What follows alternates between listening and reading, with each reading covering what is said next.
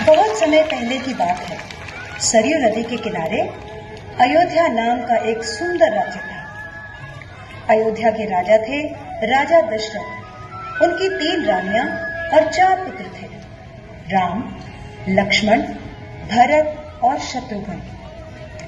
जब राजा दशरथ ने राम को राजा बनाने की घोषणा की, तब सभी लोग बहुत खुश हुए, लेकिन रानी कैकेयी खुश नहीं थी।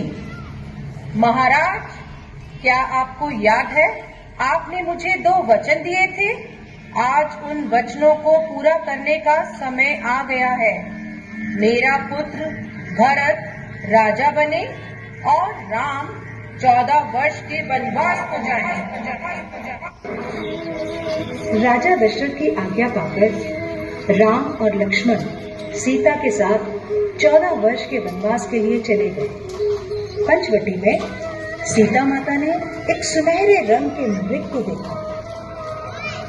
रंग सुनहरा मृग अति सुंदर, सीता मन को भाई, कोई जाए इस मृग को अति शीघ्र ले आए।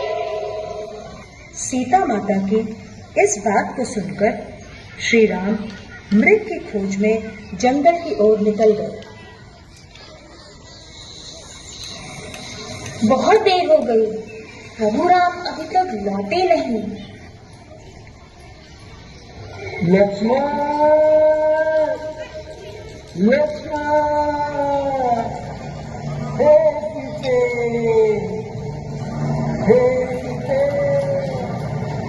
लक्ष्मण, लक्ष्मण देखो, प्रभु तुम्हें अपनी सहायता के लिए पुकार रहे हैं। हे माते, ये मुझे किसी मायावी शक्ति का कार्य लग रहा है। आप चिंतित ना हो, भैया जल्दी घर लौट आएंगे। नहीं लक्ष्मण, मेरी आज्ञा का पालन करो। जाओ, प्रभु को तुम्हारी सहायता की आवश्यकता है। ठीक है माते, किंतु आप इस लक्ष्मण रेखा को पार नहीं करना।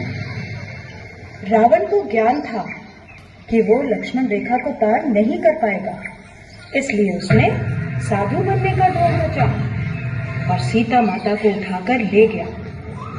भिक्षाम देहि, भिक्षाम देहि। हे मुनिवर, भिक्षा स्वीकार कीजिए।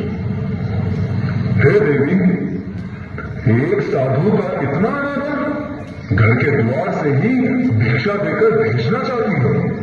जाओ, नहीं चाहिए तुम्हारी भिक्षा। नहीं नहीं मुनिवर, रुकिए, मैं आती हूँ।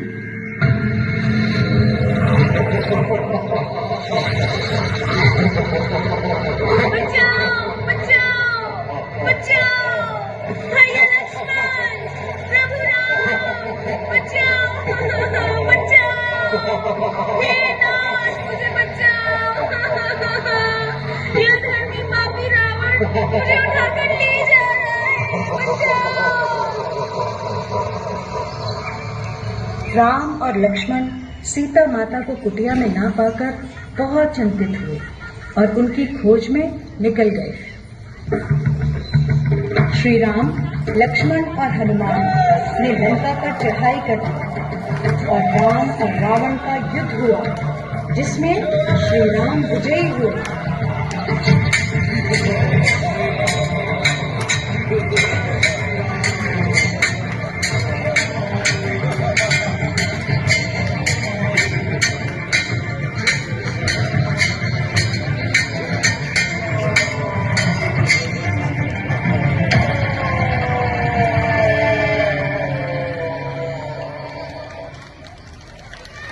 इसलिए इस दिन को विजयदशमी कहा जाता है। यह त्योहार बुराई पर अच्छाई की जीत का प्रतीक माना जाता है।